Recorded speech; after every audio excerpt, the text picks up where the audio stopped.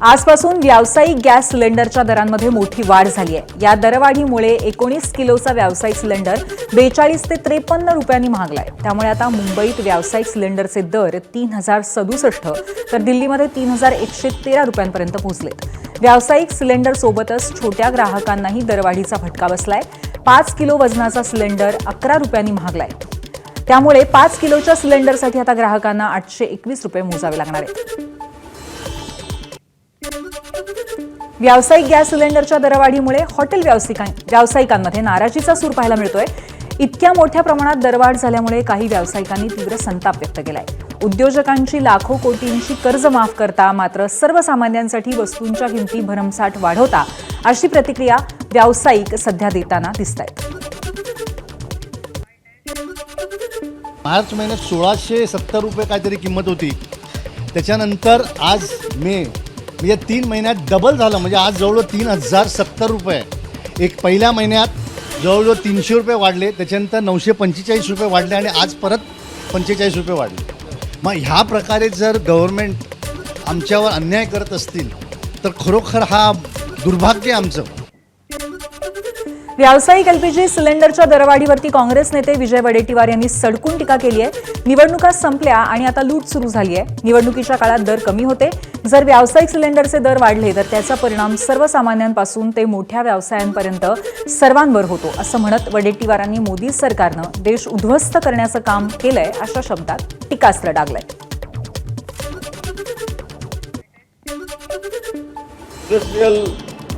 Industry पे इसका असर होगा, होटल्स में जो है उसमें उसका असर होगा। सब होटल्स वाले अपना रेट बढ़ा देंगे, छोटा मोटा व्यवसाय है वो मर जाएगा। तो ये मारने के लिए इसने पहले तैयारी कर चुके हैं। ये जिस तरह से रेट बढ़ा रहे इसका भी बढ़ा देंगे। अभी डोमेस्टिक का भी रेट बढ़ाने वाले हैं। पहले व्यापारी का बढ़ाते फिर वो डोमेस्टिक का बढ़ाते। डीजल पेट्रोल के दाम भी बढ़ने वाले हैं। व्यावसायिक सिलेंडरच्या दरवाढीवरनं काँग्रेसने ट्विटद्वारे मोदी सरकारवरती निशाणा साधलाय। मोदींचा महागाई मॅन असा उल्लेख करत त्यांनी पुन्हा एकदा चाबूक लगावलाय असं काँग्रेसनं म्हटलंय। त्यांनी व्यावसायिक सिलेंडरच्या दरामध्ये 53 रुपयांची वाढ केली आहे। गेल्या 5 महिन्यात सरकारनं व्यावसायिक सिलेंडरचे दर मोठ्या प्रमाणात वाढवल्याचं म्हणत काँग्रेसनं हल्लाबोल केलाय। दरम्यान इस्रायल आणि लेबनॉन यांच्यात वाढलेल्या तणावाच्या पार्श्वभूमीवर जागतिक बाजारामध्ये कच्च्या तेलाच्या किमतीमध्ये 2% मोठी वाढ झाली आहे। आंतरराष्ट्रीय पातळीवरती क्रूड ऑइलचे दर प्रति बॅरल $93 पर्यंत पोहोचले। इस्रायलनं लेबनॉनवरती केलेल्या लष्करी हल्ल्यानंतर खनिज तेलाच्या पुरवठ्याबद्दल चिंता निर्माण झाली आणि बाजारात तेजी पाहायला मिळते। आंतरराष्ट्रीय बाजारातील या दरवाढीमुळे आगामी काळामध्ये जगभरात इंधनाचे दर अधिक भडकण्याची शक्यता निर्माण झाली। आधीच महागाईने ओरपडलेल्या सर्वसामान्य नागरिकांना आता आपत्कालीन आरोग्य सेवेसाठीही जादा खर्चाचा सामना करावा लागतोय। पेट्रोल आणि डिझेलच्या सतत वाढणाऱ्या दरांमुळे खासगी रुग्णवाहिकांच्या भाड्यामध्ये तब्बल 10 ते 20% वाढ झाली आहे आणि याचा थेट परिणाम रुग्ण आणि त्यांच्या कुटुंबियांवरती होणार आहे। स्थानिक रुग्णवाहिका सेवेसाठी याआधी 800 रुपये आकारले जाणारे भाडं आता 1000 ते 1200 रुपयांपर्यंत पोहोचलंय। कार्डियाक रुग्णवाहिकांच्या दरामध्ये सुद्धा वाढ झालेली आहे। पूर्वी प्रति किलोमीटर 40 रुपये असलेला दर आता 48 रुपये करण्यात आलाय। वाढत्या इंधन खर्च, वाहन देखभाल आणि वैद्यकीय उपकरणांच्या खर्चामुळे दरवाढ करावी लागत असल्याचं रुग्णवाहिका चालक आणि मालकांनी सांगितलंय। वाढत्या इंधन दरवाढीचा मोठा फटका विमान सेवेला बसलाय। दरवाढीमुळे विमान कंपन्यांना आर्थिक तोटा सहन करावा लागतोय। त्यातून सावरण्यासाठी इंडिगो, एअर इंडिया आणि एअर इंडिया एक्सप्रेस या प्रमुख विमान कंपन्यांनी दररोज 250हून अधिक देशांतर्गत उड्डाणं रद्द केली आहेत। आजपासून ऑगस्टपर्यंत विमान उड्डाणांच्या संख्येत कपात करण्यात आली आहे। इंडिगो 110, एअर इंडिया 110 आणि एअर इंडिया एक्सप्रेसनं 30 ते 35 उड्डाणं कमी करण्याचा निर्णय घेतलाय। याचा सर्वाधिक फटका मुंबई विमानतळाला बसणार आहे। धाराशिव जिल्ह्यामध्ये पुन्हा डिझेल टंचाईची समस्या निर्माण झाली आहे। डिझेल शिल्लक नसल्यामुळे ठिकठिकाणी पेट्रोल पंपावरती नो स्टॉकचे बोर्ड लागले। डिझेल टंचाईमुळे शेतीची कामं खोळंबली आहेत। 4 दिवस झाला डिझेल का बरं? वरून मालच येत नाही ना आपल्याला। माल येईल त्या टायमाला आपण विकू, अशी परिस्थिती आहे। दररोज किती डिझेलची विक्री होत होती आणि आता काय परिस्थिती? 2-2.5 हजार विक्री होते। आता पेरणी चालू झाली, नांगरणी पेरणी शेतकऱ्यांनी। मग सध्या माल शिल्लक नाही, त्याच्यामुळे आता 4-500 बी द्यायला माल शिल्लक नाही आपल्याला। शेतकरी माघारी जात आहेत। कॅन्डा घेऊन येतात माघारी जातात, गाडीवाले माघारी जातात, काय करणार आहे. बीडमध्ये इंधन दरवाढीच्या विरोधात सामाजिक कार्यकर्त्यांनी आंदोलन केलं. बीड शहरातल्या छत्रपती शिवाजी महाराज चौकात असलेल्या पेट्रोल पंपावरनं जिल्हाधिकारी कार्यालयावरती दुचाकीची प्रतिकात्मक अंत्ययात्रा काढण्यात आली. खरीप हंगामाच्या तोंडावरती ट्रॅक्टर चालकांना डिझेल मिळत नाहीये, त्यामुळे शेतीची कामं खोळंबली आहेत आणि याच प्रश्नाकडे लक्ष वेधण्यासाठी सामाजिक कार्यकर्त्यांनी आंदोलन केलं. सरकारच्या जनविरोधी धोरणामुळं इंधन, पेट्रोल, डिझेल यांचे भाव दिवसेंदिवस वाढत आहेत. त्यामुळे महागाई मोठ्या प्रमाणात वाढत आहे. जर शहरामध्ये पाहिलं आपण तर पेट्रोल पंपावर रांगा लागलेल्या दिसतात, पेट्रोल मिळत नाही. एक लक्षवेधी आंदोलन आहे की प्रशासनानं तात्काळ इंधन पुरवठा सुरळीत करण्यात यावा आणि जे वाढते जे इंधनाचे भाव जे आहेत ते स्थिर करण्यात यावेत अशी आमची मागणी आहे. पुढची बातमी बघूयात. 81 लाख लाडक्या बहिणींना अपात्र ठरवणं म्हणजे गरज सरो वैद्य मरो अशी टीका राष्ट्रवादी शरद पवार पक्षाचे नेते जयंत पाटील यांनी केली आहे. उद्या आणखी काही लाख लाडक्या बहिणींना अपात्र ठरवतील असा इशाराही त्यांनी दिलाय. लाडक्या बहिणींना वगळलं हे मोठ्या आर्थिक संकटाचं द्योतक असल्याचंही पाटील म्हणाले. राज्याची वित्तीय तूट मोठी आहे, त्यात जागतिक मंदीची भर पडली आहे. योजनेचं आधीच नियोजन केलं असतं तर ही वेळ आली नसती असंही जयंत पाटील यांनी म्हटलंय. एक्स पोस्ट करत त्यांनी सरकारवर निशाणा साधलाय. लाडक्या बहिणींना त्रास द्याल तर याद राखा असा थेट इशारा शरद पवारांच्या राष्ट्रवादीचे आमदार रोहित पवार यांनी केलेला आहे. 81 लाख लाडक्या बहिणींना अपात्र ठरवल्यामुळे त्यांनी सरकारवरती जोरदार टीका केली आहे. निवडणुकीपूर्वी 2,47,00,000 लाडक्या बहिणी होत्या, आता 1,66,00,000 उरल्यात असं रोहित पवार म्हणाले. KYC हा केवळ बहाणा आहे, योजना बंद करणं हाच सरकारचा खरा निशाणा असल्याचा आरोप त्यांनी केलाय. लाडक्या बहिणींना बोगस ठरवणं ही सरकारचीच बोगसगिरी आहे. लाडक्या बहिणींचे पैसे परत घ्याल तर महागात पडेल अशी इशारा वजा पोस्ट त्यांनी केली. लाडकी बहीण योजनेतील 80 लाख महिला अपात्र ठरल्यावरनं विरोधकांनी सरकारवर जोरदार निशाणा साधला. महापालिका नगर परिषद झाल्या, आता भाऊ खुर्चीवरून महाराष्ट्र लुटतोय आणि लाडक्या बहिणीला बाहेर काढलाय अशी टीका काँग्रेस आमदार विजय वडेट्टीवार यांनी केली आहे. तर अपात्र लाडक्या बहिणींना सरकारने धोका दिला अशी प्रतिक्रिया बाळासाहेब थोरात यांनी दिली आहे. की निवडणुकीमध्ये वापर झाला, निवडणूक झाली, महानगरपालिका झाल्या, अर्ध्या जिल्हा परिषदा झाल्या, नगर परिषदा झाल्या. आता लाडकी बहीण तुझा काय आमचा संबंध, बहीण तिकडे भाऊ इकडे. भाऊ खुर्चीवर बसून मस्त मजा मारतो आहे, दाबून माल खातो आहे, महाराष्ट्र लुटतो आहे. लाडक्या बहिणीला हव्यावर सोडून दिला आहे. जा तू मर का वाच. 80 लाख महिला कमी केल्या तर त्यांचा तडतडाट, त्यांचा शाप या महायुतीच्या सरकारला लागेल. आणि असेच हे तडफडून ज्या महिलांचा श्राप फार मोठा असतो, ज्यावेळेस ती बोटं मोडून मनातून अंतःकरणातून श्राप देते ना, त्यावेळेस यांचा सत्यानाश झाल्याशिवाय राहणार नाही. अशी ती आता गावागावात सत्यानाश करायसाठी यांचा टपलेली आहे. पात्र झालेले आहेत त्यांना धोका दिला यांनी. खरं म्हणजे त्यांच्याबरोबर झालेला सरकारी धोका आहे हा. त्यांनी जे मतदान केलं आणि त्याच्यामुळं जे त्यांना जागा मिळालेल्या आहे विधानसभेला, त्याचा विचार केला पाहिजे की ही फसवणूक आहे लाडक्या बहिणींची. दरम्यान लाडक्या बहिणी अपात्र ठरण्यावरनं अदिती तटकरे यांनी स्पष्टीकरण दिलंय. बहिणी केवळ KYCमुळे अपात्र झाल्या नाहीत तर त्यामागे अनेक कारणं आहेत असं त्या म्हणाल्या. काहींचं वय 65 पेक्षा जास्त आहे, काहींच्या नावावर गाडी आहे, तर काहींचं उत्पन्न 2.5 लाख रुपयांपेक्षा जास्त आहे. तरीही KYC ही मागील 10 महिन्यांपासून करायला सांगितलेली होती असंही अदिती तटकरे यांनी म्हटलंय. 4.5 पावणे 5 लाख अशा महिला आहेत ज्या 65 वयोगटाच्या पुढे गेलेल्या आहेत, जे वयाचं निकष आहे तर त्यामध्ये असतील. त्याच्यानंतर याच्यात सरकारी कर्मचारी ज्यांनी लाभ घेतला होता ते काही हजारांमध्ये होते, 14,000-14,500 असतील. त्यांच्याकडून वसुली जी आहे ही गेल्या 8 महिन्यापासूनच सुरू आहे. पुढची बातमी बघूयात. दिल्ली पोलिसांनी उघडकीस आणलेल्या ISIच्या दहशतवादी मॉड्यूलमधल्या सदस्यांच्या तपासातनं एक धक्कादायक माहिती समोर आली आहे. अटक करण्यात आलेल्या 8 जणांनी एक मोठा अतिरेकी प्लॅन आखला होता. वांद्र्याच्या गरीबनगरमधल्या अतिक्रमण विरोधी मोहिमेचा बदला घेण्यासाठी त्यांनी योजना आखलेली होती.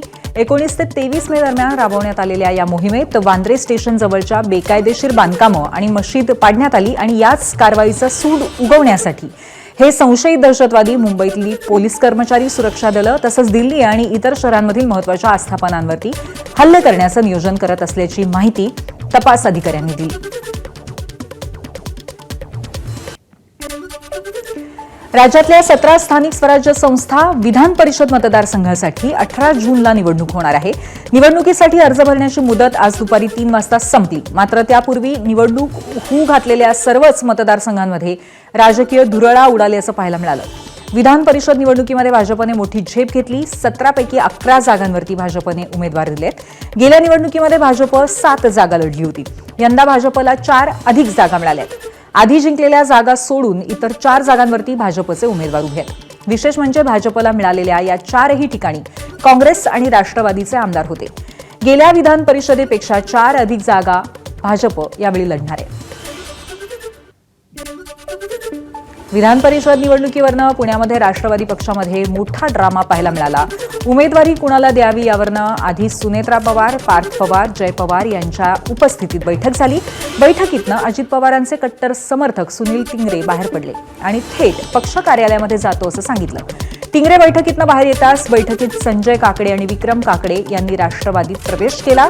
विक्रम काकडे पार्थ पवारांचे मित्र आहेत आणि त्यांना राष्ट्रवादीकडनं अधिकृत उमेदवारी देण्यात आली आहे. त्यानंतर महायुतीच्या नेत्यांच्या उपस्थितीत विक्रम काकडेंनी आपला उमेदवारी अर्ज दाखल केला.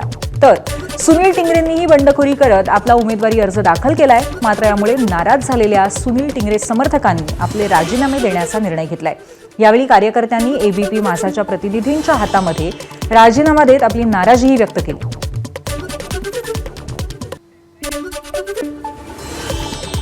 पुणे विधान परिषदेच्या उमेदवारीवरनं राष्ट्रवादीमध्ये नाराजी नाट्य सुरूच आहे. आर्थिक निकष पाहून विक्रम काकडेंना उमेदवारी दिल्याचा आरोप विकास लांडेंनी केलाय. दुसरीकडे आज विकास लांडे यांचा वाढदिवस आहे आणि आज त्यांना उमेदवारीच्या निमित्ताने बर्थडे गिफ्ट मिळेल अशी अपेक्षा होती. मात्र त्यांचा अपेक्षाभंग झालाय. तर आम्ही नाराजांची समजूत काढू अशी प्रतिक्रिया जय पवारांनी दिली आहे.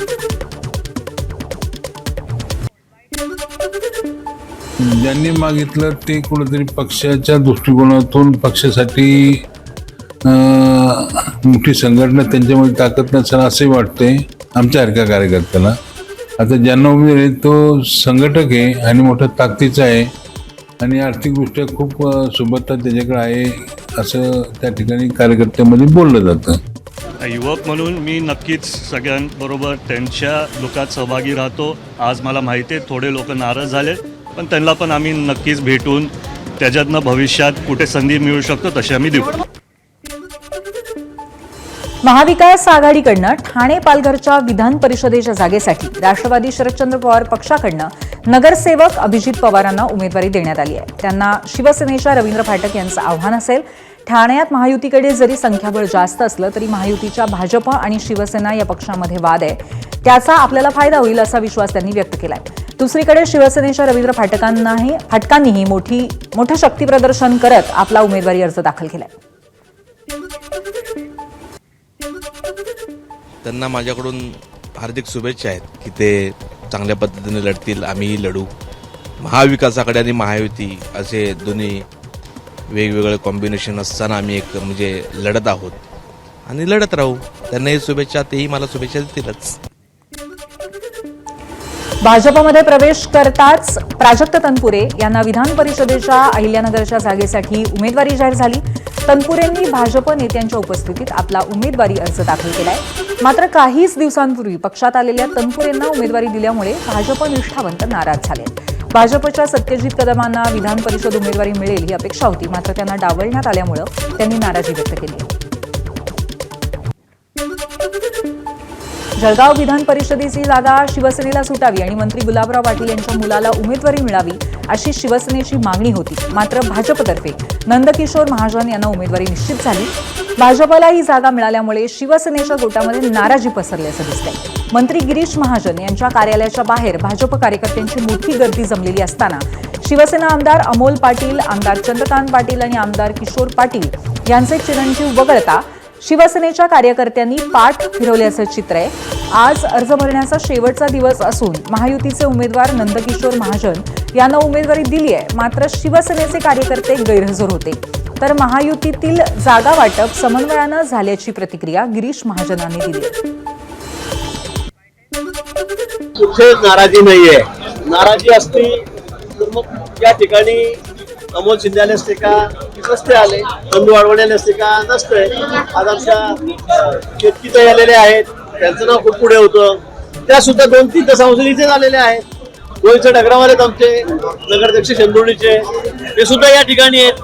आमच्यामध्ये कुठेही नाराजी नाही. तुम्हाला कोणी बोललं का? नाही. त्यामुळे आता सगळ्यांनी ठरवलेलं आहे, सगळे मिळून आता ही जागा लढवायची आहे. मग आमच्या पक्षातले असतील, महायुतीच्या घटक पक्षातले लोक असतील, नेते असतील, आम्ही सर्व मिळून ही जागा विक्रमी मतांनी यावेळेला निवडून आणू. अमरावती विधान परिषद निवडणुकीसाठी काँग्रेस उमेदवार हर्षजित देशमुख यांनी काँग्रेस नेत्यांच्या उपस्थितीत उमेदवारी अर्ज दाखल केलाय. विधान परिषद निवडणुकीत आमचा विजय पक्का असा विश्वास हर्षजित देशमुख यांनी व्यक्त केलाय. महायुतीकडनं भाजपच्या प्रवीण पोटेंनीही अर्ज दाखल केलाय. दरम्यान महायुतीमध्ये बंड करत शिवसेनेचे नेते आणि अकोल्याचे माजी आमदार गोपीकिशन बाजोरिया यांचा मुलगा विप्लव बाजोरिया यांनी अपक्ष उमेदवारी अर्ज दाखल केलाय. गोपीकिशन बाजोरिया यांनी मुलासाठी परभणी हिंगोलीची जागा मागितली होती, मात्र ती न मिळाल्यामुळे विप्लव बाजोरिया अमरावतीतनं अपक्ष रिंगणात उतरले.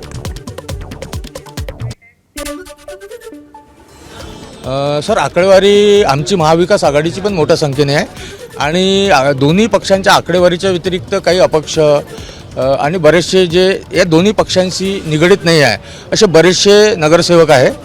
तर या सगळ्यांच्या ज्या काही आमच्या विनंतीवरून सगळे आम्हाला सहकार्य करतील अशी आमची अपेक्षा आहे.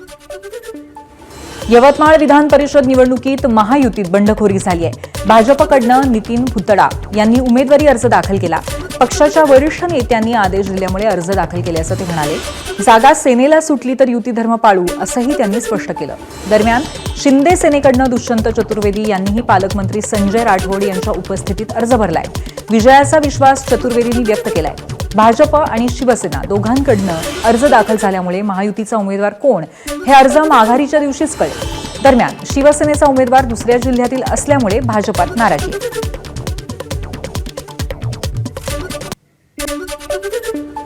त्याला बंडखोरी म्हणता येणार नाही. आम्ही भारतीय जनता पार्टीकडून या ठिकाणी अधिकृतरित्या फॉर्म भरलेला आहे.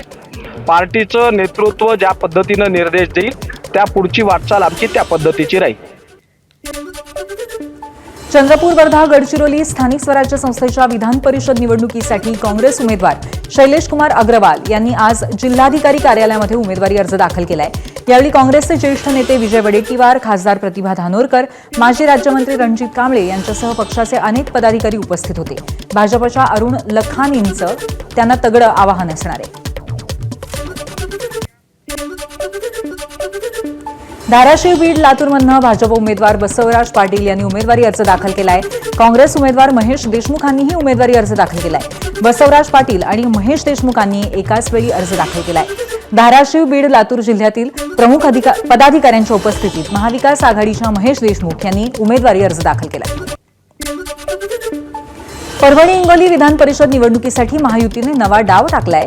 उपमुख्यमंत्री एकनाथ शिंदे यांनी अल्पसंख्याक समाजातील युवा चेहरा सईद खान यांना उमेदवारी दिली आहे. खासदार श्रीकांत शिंदे यांचे निकटवर्ती असलेले सईद खान सध्या शिवसेनेच्या अल्पसंख्याक आघाडीचे प्रदेशाध्यक्ष आहेत. त्यांच्या उमेदवारीमुळे मराठवाड्यातील अल्पसंख्याक समाजाला थेट प्रतिनिधित्व देण्याचा संदेश महायुतीने दिलाय.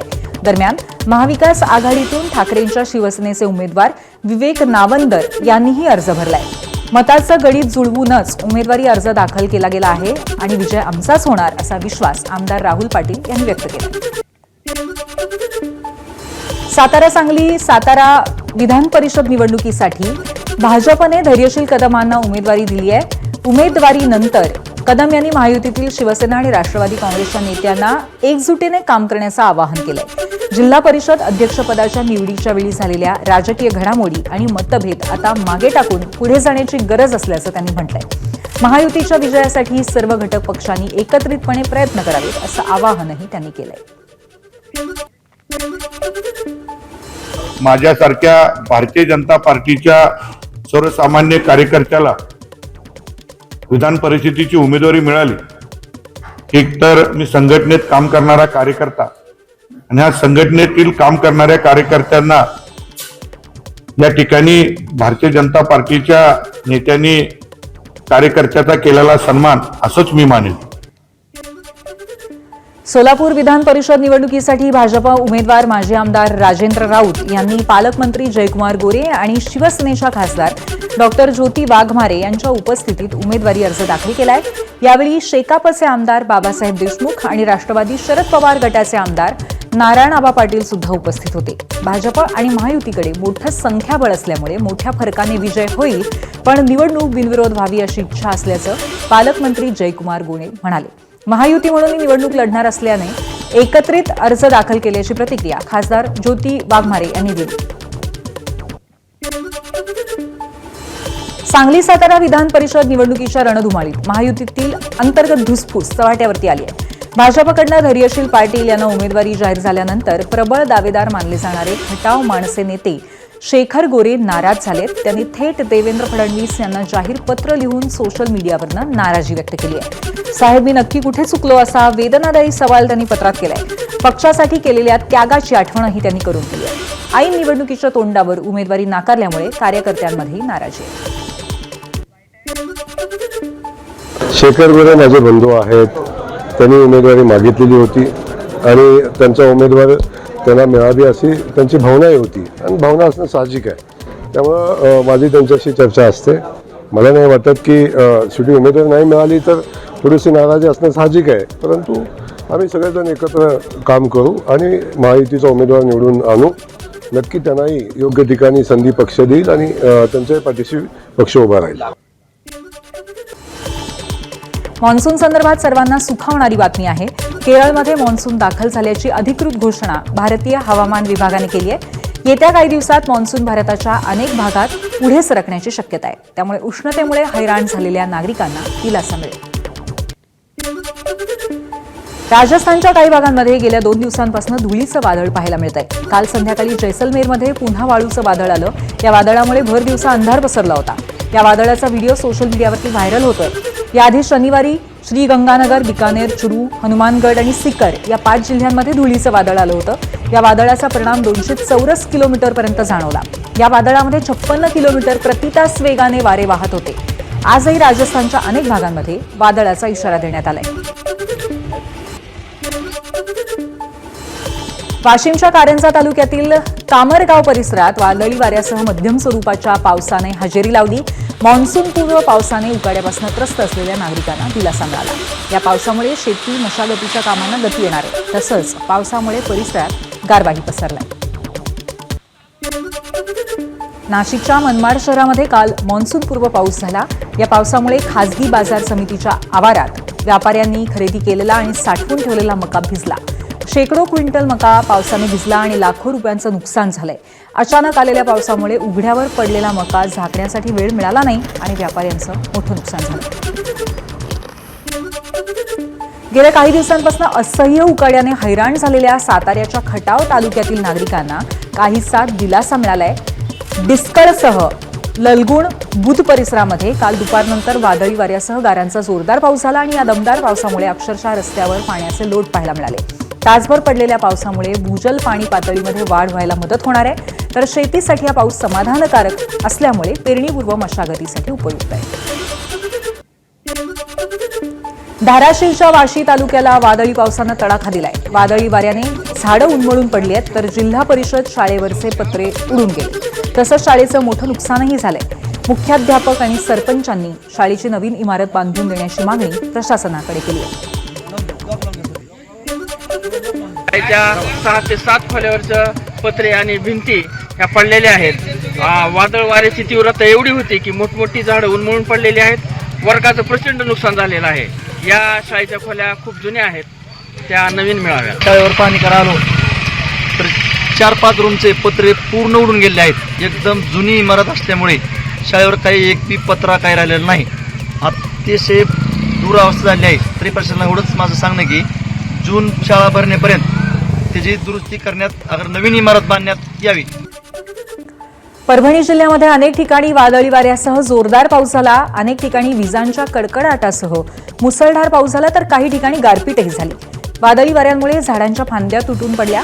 शेतकऱ्यांनी पिकाचं नुकसान होण्याची भीती व्यक्त केली, तर दुसरीकडे अचानक आलेल्या पावसामुळे उकाड्यापासून मात्र नागरिकांना दिलासा मिळालाय। पुढचे 2 महिने मासेमारी हंगाम किंवा खोल समुद्रातली मासेमारी आजपासून बंद असणार आहे. त्यामुळे सर्वच बोटी आता किनाऱ्याला किंवा बंदरात विसावल्या. 1 ऑगस्टपासून समुद्राच्या पाण्याचा अंदाज घेऊन किंवा नारळी पौर्णिमेपासून पुन्हा एकदा मासेमारीला सुरुवात होईल. तोवर या बोटी अशाच पद्धतीने नांगरून ठेवलेल्या असतील. समुद्राला पावसाळ्यामध्ये उधाण आणि माशांचा अंडी देण्याचा कालावधी अशी काही कारणं यामध्ये अर्थातच आहेत. नाशिकच्या सटाणा तालुक्यातील वायगावमध्ये भीषण पाणी टंचाईची समस्या निर्माण झाली आहे. ग्रामपंचायतीच्या दुर्लक्षामुळे ग्रामस्थांमध्ये तीव्र संतापाची लाट उसळली आहे. अनेक दिवसांपासून पिण्याच्या पाण्यासाठी महिलांना वणवण करावी लागते. त्यामुळे संतप्त महिलांनी ग्रामपंचायत कार्यालयावरती हंडा मोर्चा काढला आणि जोरदार आंदोलन केलं. महिलांना थेट ग्रामपंचायत कार्यालयाला कुलूप ठोकत जोपर्यंत गावात पिण्याच्या पाण्यासाठी टँकर सुरू होत नाहीत तोपर्यंत कार्यालयाचं कुलूप उघडू देणार नाही असा ठाम इशारा दिला. त्यामुळे ग्रामपंचायत प्रशासन आंदोलनावरती काय तोडगा काढतंय याकडे लक्ष असेल. गावाला 3 महिन्यापासून पाणी नाही. पाण्याचे खूप हाल आहेत आमच्यावर. शेवटी आम्ही आज पंचायतला कुलूप लावून घेतलं. तिथं पंचायत भरली, काही गर्दी जमा झाली. हांडे वगैरे घेऊन गेलो. त्यांना बोललो पंचायतला कुलूप लावून घेतलेलं आहे. जोपर्यंत वायगावला पाणी येत नाही तोपर्यंत पंचायतचं कुलूप आम्ही उघडू देणार नाही. या सगळ्या गावांना पाणी आहे. आमच्या गावाला 3 महिन्यापासून पाण्याचे तुटारे. आज ग्रामपंचायतीला कुलूप लावलेलं आहे. आम्ही विकत पाणी घेऊन गुराढोरांना पाणी पाजतोय. लहान मुलांना प्यायला पाण्याची तुटारे. पाणी येत नाही गावात. त्याच्यामुळे पंचायतीला 50 रुपयात 1 ड्रम पाणी भेटतं आम्हाला. बीडच्या केजमध्ये पीक विम्यासाठी शेतकऱ्यांनी खासदार बजरंग सोनवणेंच्या कार्यालयावरती मोर्चा काढला. 2025च्या पीक विमा मंजुरीबाबत आणि पात्र शेतकऱ्यांना विमा रक्कम मिळण्यासाठी शेतकऱ्यांनी मोर्चा काढला.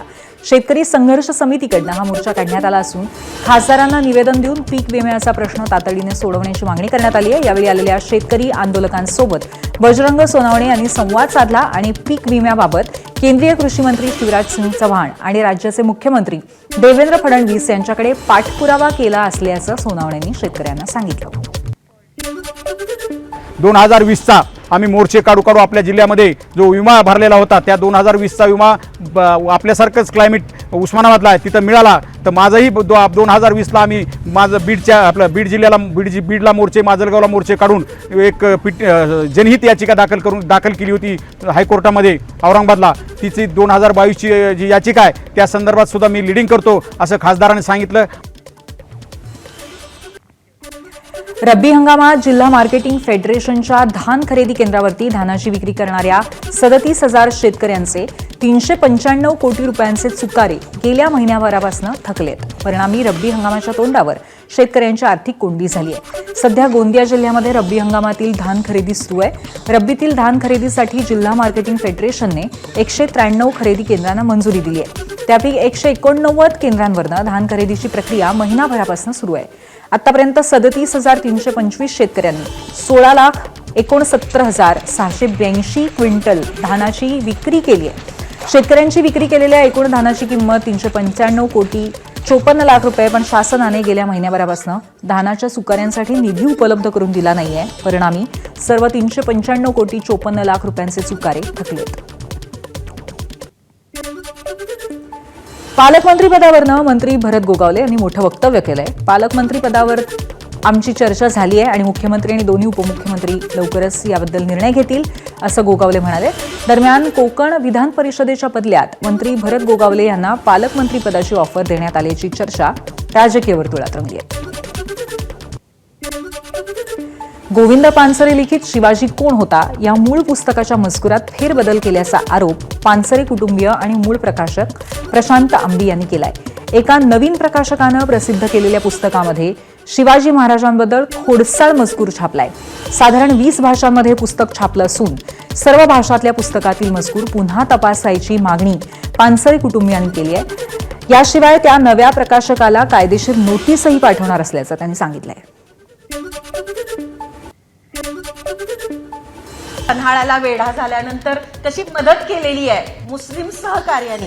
जे शिवाजी महाराजांचे मुस्लिम सहकारी होते आणि ज्यांना माहीत होतं आपण पकडले गेलो तर आपण मारले जाणार आहोत, आपल्याला सुटका नाहीये, हे असं असताना सुद्धा त्यांनी ते स्वीकारलेलं आहे. हे पूर्ण पानच गाळून टाकलेलं आहे. जाणीवपूर्वक गाळलाय, म्हणजे बाकीच्या गोष्टी कळाल्या आणि एवढं पानच कळालं नाही असं म्हणता येणं शक्य आहे का? किंवा अगदी सुरुवातीला तुम्ही पी.व्ही. सावंत जेव्हा न्यायमूर्ती होते त्या काळात त्यांनी खरं तर ते पत्र लिहिलेलं आहे, न्यायमूर्ती असताना ते पत्र अतिशय महत्वाचं आहे. की एक न्यायमूर्ती काय विचार करतोय, काय सांगतोय, वाचकाला कळतं की न्यायमूर्ती ज्या अर्थी या पुस्तकाच्या विषयी असं म्हणतात त्या अर्थी हे पुस्तक किती महत्वाचं आहे. पण जाणीवपूर्वक ते पानच कोरच ठेवलंय. नीट, एनटीए आणि सीबीएसई परीक्षांशी संबंधित महत्त्वाच्या मुद्द्यांवरती आज आणि उद्या दिल्लीमध्ये संसदीय समितीच्या बैठका पार पडणार आहेत. परीक्षा सुधारणा, संगणकाधारित परीक्षा आणि पारंपरिक पेन अँड पेपर पद्धतीची तुलना, ओएसएम संदर्भातील चिंता तसंच त्रिभाषा सूत्रावरती सविस्तर चर्चा होणार आहे. या बैठकींना वरिष्ठ अधिकारी, एनटीएचे प्रतिनिधी आणि शिक्षण क्षेत्रातील विविध भागधारक उपस्थित राहणार आहेत आणि परीक्षा प्रक्रियेमध्ये पारदर्शकता आणि विश्वासार्हता वाढवण्यावरती विशेष भर दिला जाण्याची शक्यता आहे. 21 जूनला होणारी नीट यूजी परीक्षा ऑनलाईन पद्धतीने घेण्याच्या मागणीवरती सर्वोच्च न्यायालयाने तातडीचा आदेश द्यायला नकार दिलाय. त्यामुळे 21 जूनला होणारी नीट यूजी परीक्षा नियोजित पद्धतीनेच पार पडणार आहे. या संदर्भात आरजेडीच्या खासदारांनी याचिका दाखल केली होती. मात्र पेपर फुटीशी संबंधित प्रलंबित याचिकांसोबतच या प्रकरणाची सुनावणी होणार असून जुलै महिन्यात यावरती सुनावणी घेण्याचे संकेत न्यायालयाने दिलेत.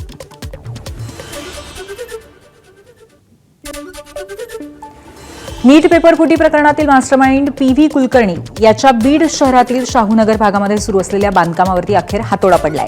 या बांधकामाबाबत संबंधित ठेकेदाराला स्वतःच हे बांधकाम पाडून घेण्याची नोटीस नगरपालिका प्रशासनाने बजावली होती.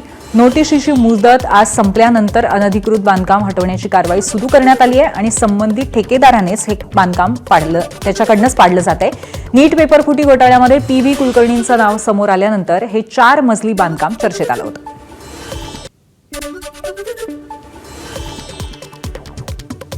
नीट पेपरफुटी प्रकरणातील आरोपी मनीषा हवालदार, मनोज शिरुरे आणि तेजस शहा यांची सीबीआय कोठडी आज संपली.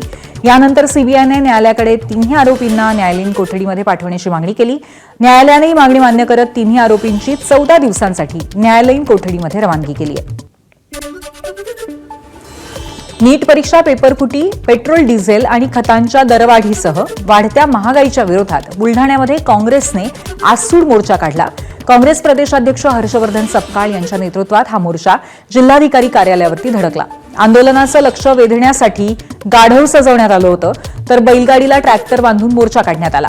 यावेळी कार्यकर्त्यांनी सरकारच्या विरोधात जोरदार घोषणाबाजीही केली. नाशिकमधील टीसीएस कंपनीतील धर्मांतर आणि अत्याचार प्रकरणामध्ये अपडेट समोर येते आहे. छत्रपती संभाजीनगरचे एमआयएमचे नगरसेवक मतीन पटेल यांच्या एसआयटी चौकशीला सुरुवात झाली आहे. 8 दिवसांपूर्वी मतीन पटेलांची 8.5 तास चौकशी करण्यात आली होती. त्यानंतर आज मतीन पटेल आणि निदा खानची समोरासमोर बसून चौकशी होण्याची शक्यता आहे. तर एसआयटी प्रमुख संदीप मिटके हे मतीन पटेलांची चौकशी करतात. अकोल्यातील अकोटफैल आणि तारफैल भागात रेल्वेच्या मालकीच्या जमिनीवरील अनेक वर्षांपासूनचं अतिक्रमण हटवण्यात आलं. रेल्वे रुळालगत उभारण्यात आलेली घरं आणि इतर बांधकामांवरती सकाळी 5 वाजल्यापासून कारवाई सुरू झाली. या मोहिमेसाठी मोठा पोलीस बंदोबस्त तैनात करण्यात आला होता. काही नागरिकांनी विरोध करण्याचा प्रयत्न केला, मात्र पोलीस आणि प्रशासनाच्या उपस्थितीत अतिक्रमण हटवण्याची कारवाई सुरळीतपणे पार पडली. वाशिम जिल्ह्यातील कामठवाडा गावाला जोडणाऱ्या मुख्य रस्त्याची दुरवस्था नागरिकांसाठी डोकेदुखी ठरतेय. रस्त्यावरती मोठमोठे खड्डे पडलेत. वाहनधारक आणि ग्रामस्थांना त्याचा मोठा त्रास होतोय. अनेक वर्षांपासून रस्त्याचं काम संथ गतीने सुरू आहे, त्यामुळेही नागरिकांमध्ये नाराजी आहे. पावसाळा तोंडावरती आल्यामुळे अपघातांचा धोका वाढण्याची शक्यता आहे. रखडलेलं काम तातडीनं पूर्ण करण्याची मागणी ग्रामस्थांनी केली आहे. छत्रपती संभाजीनगरचे खासदार संदीपान भुमरे यांच्या चोरट्यांनी संदीपान भुमरेंच्या घरातनं एक मोबाईल चोरल्याची माहिती आहे. चोरटे सीसीटीव्हीमध्ये चित्रित झालेत. या चोरी प्रकरणी पोलीस ठाण्यामध्ये गुन्हा दाखल करण्यात आलाय. तर खासदारांच्या घरी चोरी झाल्यामुळे सुरक्षेवरती प्रश्नचिन्ह उपस्थित होत आहे. उल्हासनगर महानगरपालिकेतर्फे कॅम्प 3 पंचमुखी इथे 4 मजली धोकादायक इमारत पाडण्याचं काम सुरू होतं. यातील 2 मजले यंत्राच्या सहाय्याने पाडण्यात आले होते, मात्र उरलेले 2 मजले आपोआप कोसळले. हे 2 मजले थेट शेजारच्या घरांवरती कोसळले आणि मोठा आवाज झाला आणि परिसरामध्ये भीतीचं वातावरण निर्माण झालं. इमारतीचा ढिगारा शेजारच्या घरांवरती पडल्यामुळे त्या घरातील 3 जण ढिगाऱ्याखाली अडकले. घटनेची माहिती मिळताच अग्निशमन दलाचे अधिकारी आणि कर्मचारी तातडीने घटनास्थळी दाखल झाले. अग्निशमन दलाने तात्काळ बचाव कार्य हाती घेत ढिगारा बाजूला करून अडकलेल्या 3घांनाही सुखरूप बाहेर काढले. महानगर पालिका की तरफ से तोड़ना ऐसे चालू था, 2 फ्लोर उसके ऑलरेडी टूट चुके थे, लेकिन अभी अचानक बाकी जो बैलेंस 2 फ्लोर थे वो आके गिरे. बाजू में जो 2 घर थे वहाँ पे 2 लोग, एक बुढ़ी अम्मा और उसके बेटे को वहाँ पे अंदर फंस गए. तुरंत फायर ब्रिगेड को फोन किया गया. फायर ब्रिगेड की महानगर पालिका से गाड़ियां आ गई और उन्होंने वहाँ से जाली वगैरह तोड़ के उन अम्मा को और उस लड़के को बाहर निकाला है. अभी कोई भी दिक्कत नहीं है, लेकिन अभी महानगर पालिका से अनुरोध है कि तुरंत से तुरंत कल के कल ही जो डेब्रिज गिरा है उसको यहाँ से हटाया जाए. बारिश का समय है और कोई नुकसान नहीं होना चाहिए. ठाण्यातल्या ब्रह्मांड भागामध्ये रविवारी राष्ट्रीय स्वयंसेवक संघाच्या शताब्दी वर्षानिमित्त सकल हिंदू समाजाअंतर्गत विराट हिंदू संमेलनाचं आयोजन करण्यात आलं होतं. कार्यक्रमाची सुरुवात ढोल ताशांच्या गजरात शोभायात्रेने झाली, ज्यामध्ये माजी सैनिक, भजन कीर्तन मंडळं आणि विविध सांस्कृतिक संस्था सहभागी झाल्या होत्या. यावेळी शस्त्रकलेचं सादरीकरण तसंच हिंदू एकतेवरती आधारित विविध सांस्कृतिक कार्यक्रम पार पडले. ज्येष्ठ पत्रकार योगिता साळी आणि RSSचे कोकण प्रांत धर्मजागरण संयोजक राजेश कुंटे यांची यावेळी भाषणं झाली. संपूर्ण कार्यक्रमाचा समारोप वंदे मातरमने करण्यात आला. आज का सम्मेलन एक ही ध्येय, समाज संगठित हो, हिंदू एकत्रित हो, भारत अखंड भारत बने, भारत विश्वगुरु बने और पूरा समाज की सज्जन शक्ति एक साथ मिलकर काम करे तो पूर्ण विश्वास है कि भारत एक दिन अखंड भारत पुनः बनेगा. डेक्कन क्वीनचा 96वा वाढदिवस पुणे रेल्वे स्टेशनवरती उत्साहात साजरा झाला. प्रवाशांनी एकत्र येत केक कापला. रेल्वेची आकर्षक सजावटही पाहायला मिळाली. रेल्वे प्रवासी संघटनेच्या अध्यक्ष हर्षा शहा यांच्यासह रोज पुणे मुंबई असा प्रवास करणाऱ्या प्रवाशांनी एकत्र येत डेक्कन क्वीनचा हा वाढदिवस साजरा केलाय. त्यानंतर सकाळी पुण्याहून डेक्कन क्वीन मुंबईकडे रवाना झाली. प्रवाशांना सुरक्षित आणि वेळेवर पोहोचवणाऱ्या मोटरमनचाही यावेळी सत्कार करण्यात आला.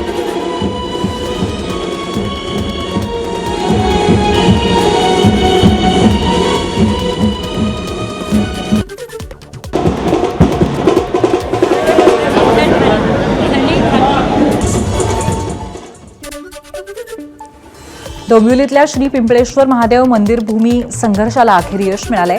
मुख्यमंत्री देवेंद्र फडणवीस यांच्या नेतृत्वात मंदिरासाठी 4 एकर 25 गुंठे जागा मंजूर करण्याचा निर्णय घेण्यात आलाय. या निर्णयाबद्दल कृतज्ञता व्यक्त करण्यासाठी भाजप प्रदेशाध्यक्ष आणि डोंबिवलीचे आमदार रवींद्र चव्हाण यांनी श्री पिंपळेश्वर महादेव संकल्पपूर्ती पूजन केलं. पिंपळेश्वर मंदिराच्या जागेसाठीचा हा संघर्ष गेली 14 वर्ष सुरू होता.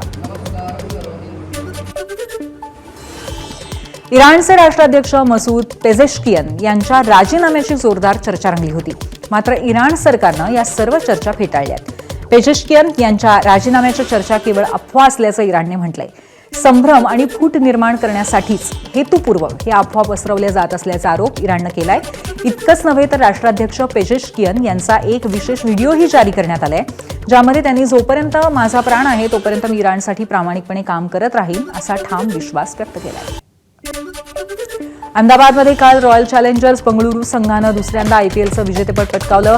यानंतर विराट कोहली आणि अनुष्का शर्मानं खास सेलिब्रेशन केलं. हॉटेलवरती पोहोचल्यानंतर अनुष्का आणि विराटनं केलेल्या डान्सचा व्हिडिओ व्हायरल होतोय.